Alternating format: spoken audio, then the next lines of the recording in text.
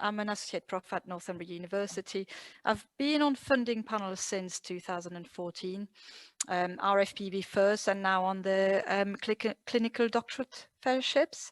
So see them once a year. So have a bit of an idea of what tends to come through and what funders like or dislike. Really, my presentation is very self-explanatory, so it'll be quite easy to follow. Hopefully, I don't mind any interruption. I can't see the chat, but if you just wave or tell me, can I see the chat? How can I see the chat? I'm not sure. If you just wiggle, yeah, it should be at the bottom of your screen. Pass. No, Okay. it's not working. Hang on. No, it doesn't seem to be doing it for me. So if you just let me know if somebody wants to ask any question. I really don't mind being interrupted. This isn't meant to be formal or anything like that. So I've organized these in a few different theme. That's it.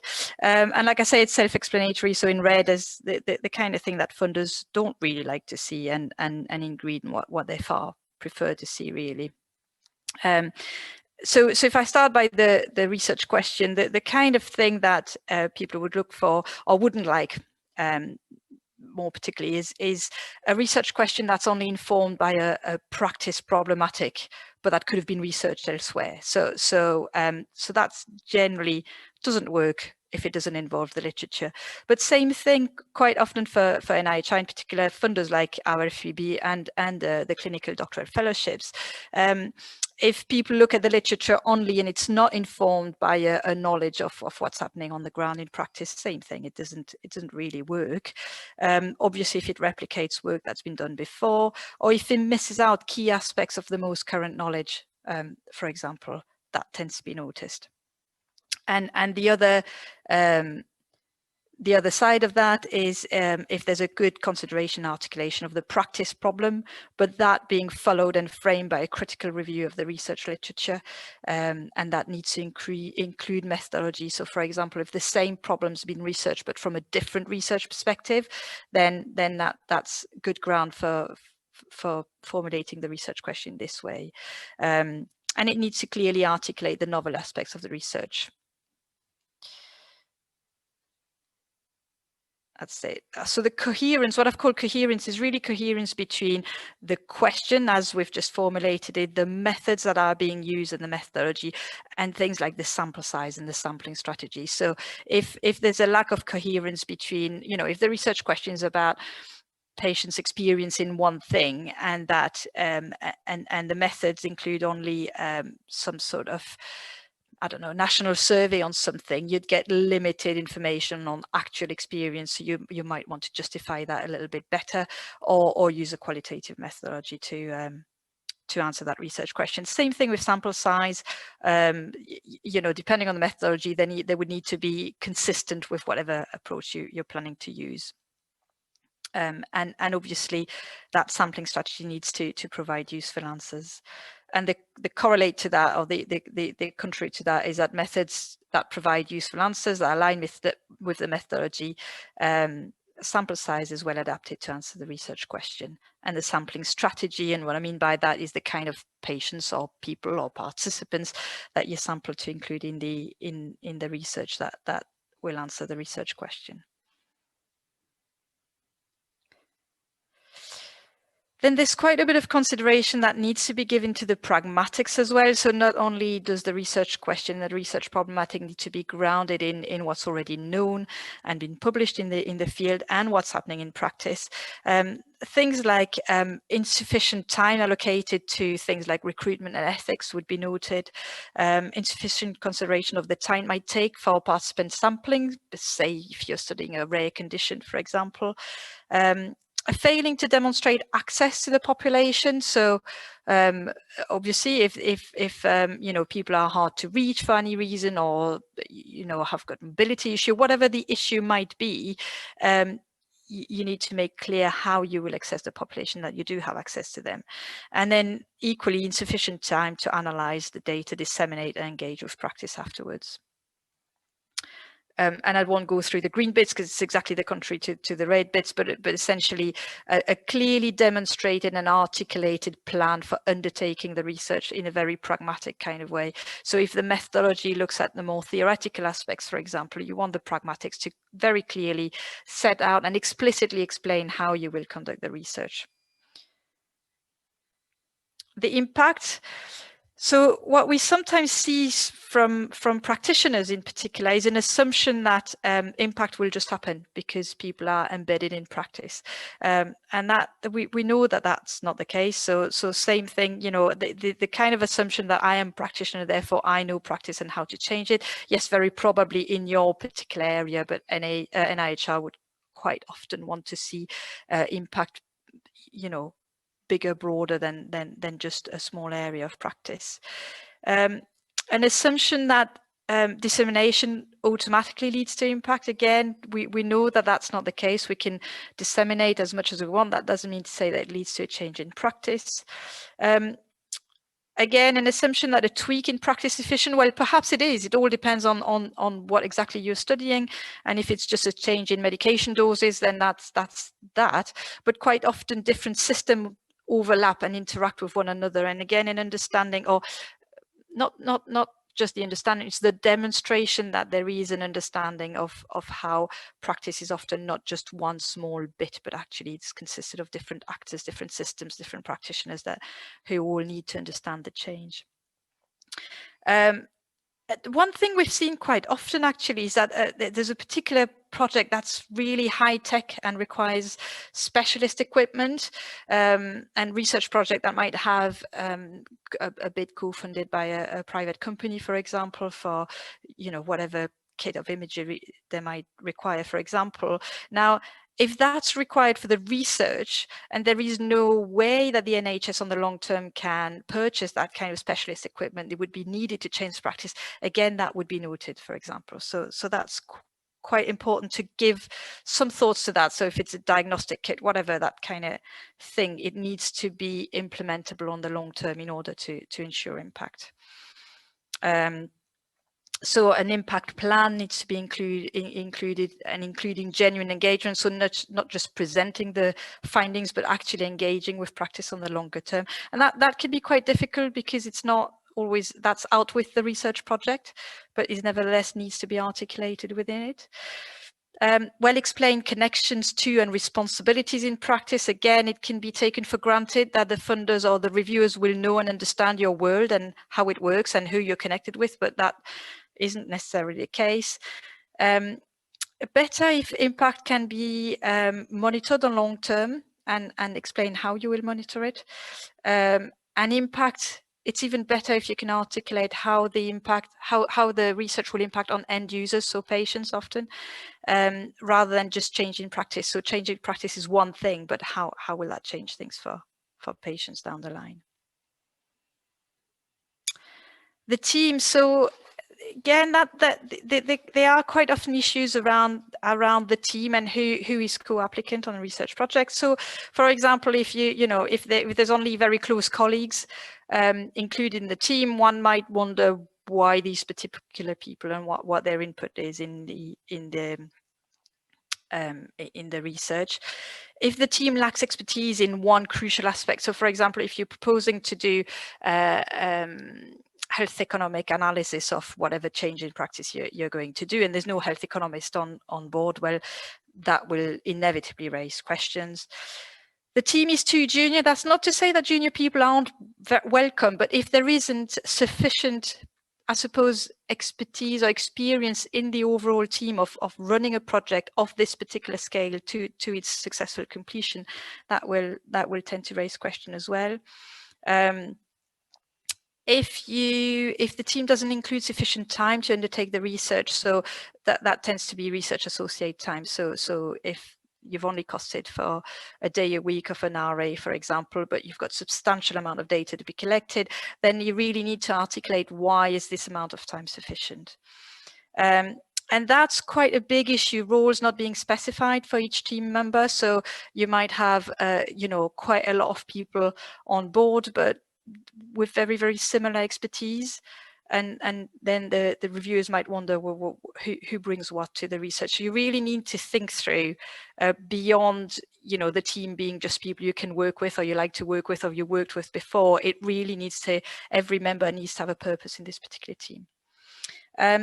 Funders do tend to like multidisciplinary teams.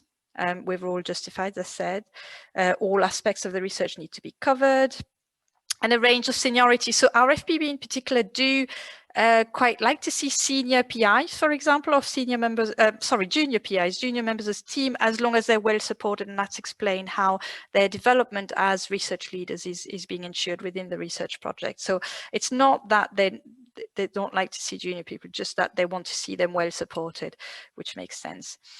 And they want to see sufficient researcher time to conduct the actual research and the analysis. Jargon. Again, jargon is a big thing. So, you know, you might all work in very, very specialist areas. Do not assume that reviewers understand your world, understand the jargon that's very specific to your area. That could be true for the methodology as well as the topic. So, you know, if there is a particular methodology that you are used to use in research and that you used to engage with, but there's jargon attached to that always needs to be explained.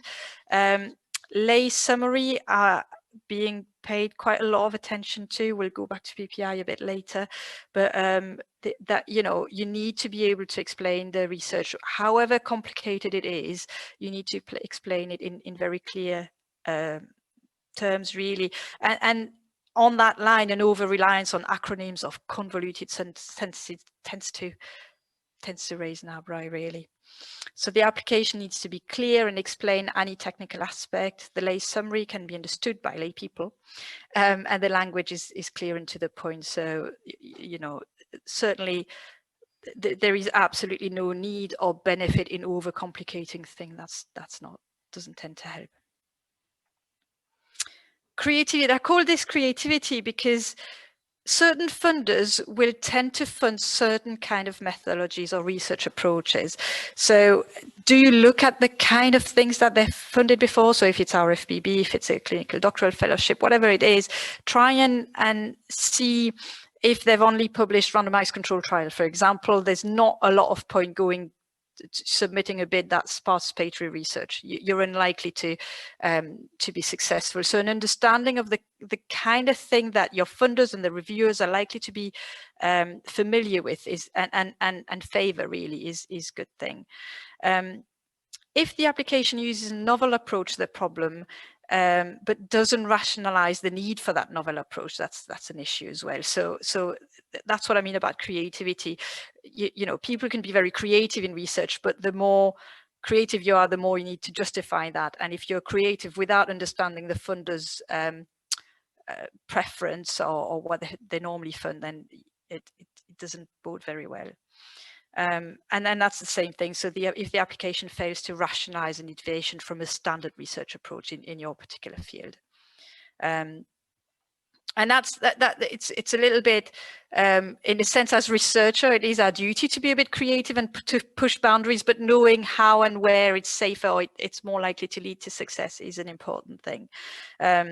So you know, if you use a research approach that has been funded before, you know that your reviewers are perhaps more likely to be familiar with it, and it tends to be, and if it's consistent with the research question, etc., then you're more likely to be in the green, as it is here. So if you provide a sound rationale for your proposed approach, if you understand that the more adventurous you are in what you propose, the more methodologically as well as in topic, the more you need to rationalize that using the literature and what's been known before. So really providing sound reasons for being a little bit creative.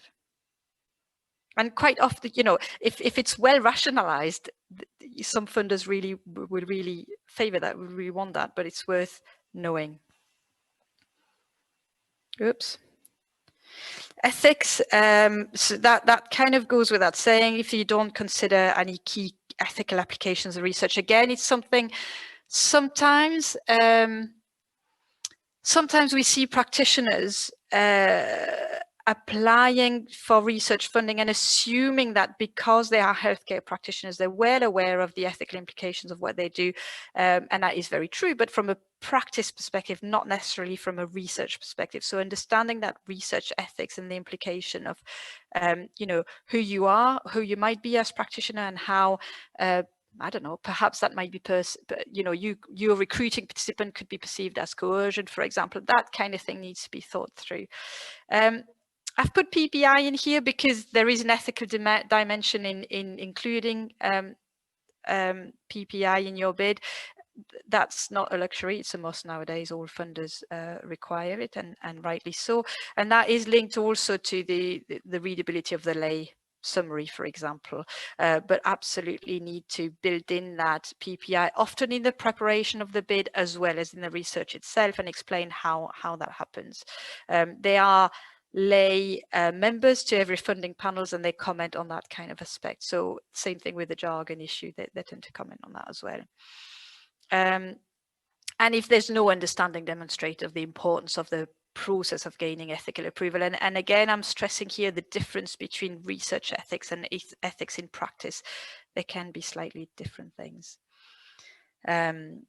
So in the green, if the application gives careful consideration to all ethical implications of the research, there's sound involvement of PPI in the preparation of the proposal and during the research, and the timescale include all the necessary time for ethical approval, then that's far better. So that perhaps sounds like an obvious one, but value for money. So value for money, though, refers to whether the research might be over or under costed. So, you know, something that is under costed. So, for example, there isn't enough expertise of the right kind of expertise, or there isn't enough researcher time to conduct the research, then that, you know, it might be a cheap research project, but it won't be seen as a sound research project worthy of being funded. What I've seen quite often is lots of co-applicants, all at a minimal FTE, full-time equivalent, throughout the whole duration of the research. That tends to raise an eyebrow as well, because you think, well, okay, so expert consultant X, will they really be needed at the same percentage of time throughout the research, and minimal time? Far better to show that you've thought through. So, for example, if you need a health economist, again, because they tend to be favoured certainly by NIHR. You need a health economist. You might want them for more time at the beginning or at the end of the research. So at the beginning to set it all up, and I don't know, set up the data collection tools that they might use, for example, and at the end for the data analysis. You might have a lull in the middle. So something like that shows that you've pragmatically thought through and costed accordingly who would be most needed when is far better. A PDRA, I'm talking about acronyms used unnecessarily. This postdoctoral research assistant is costed full-time throughout the 2 years project, but actually all they're required to do is administer a survey for 6 months. That would be noted again. It doesn't offer value for money. It's not appropriate. So if all costs are justified and appropriate to scale the project, both in terms of the quantity and perhaps the difficulty of data collection. So it could be that, for example, you have a researcher needed, and you know that that particular patient population is rare, and they only come through the door every so often. You would still need an RA there. So it's entirely, you can justify it. It just needs to be justified. The roles and amount of time costed for each team member is justified and appropriate for the research project, and the level of seniority of each team member is commensurate with their role. Same thing if you only have, I spoke about a team that is only junior just before. You could have the reverse. You could have a team with, I don't know, 5 profs on it. That might be necessary depending on the size and the scope of the project, but equally these people tend to be expensive people and don't necessarily bring value for money unless they have a particular role within the research. And that's my final slide, and really has to do with highlighting the competition. So whenever you prepare a research bid, there is always more chance of not getting it than there is of getting it. And the kind of thing that panels don't like to see is applicants taking strong objections to the feedback. The feedback is a feedback. It's kind of, it is what it is. When you enter an RFPB, funding board sort of discussion, quite often the chair will start by saying, this is our overall envelope for today. So we're looking to fund between 5 and 6 or 10, whatever it is, number of bids round about then. They also have priority calls within the NIHR. And so at equal value, at equal quality, the bid that focuses on one of their priorities will be given strategic uplift. That's how they describe it, because it is one of the priorities for the NIHR. So you may or may not be aware of that, but you need to be aware of who else might be bidding for your kind of area, but also whether this is a priority for the funder. So this is really to say, just don't be discouraged if you don't get it. That is just part and parcel, unfortunately, of all of our life. And learn from the feedback, and don't be afraid to resubmit if that's permitted. Actually, I've sat on funding boards where that's very, very welcome. You know, an applicant who's resubmitted an application, really listened to the feedback, taken that constructive kind of criticism and reshape the project accordingly. That tends to be really, really welcome. So there you go.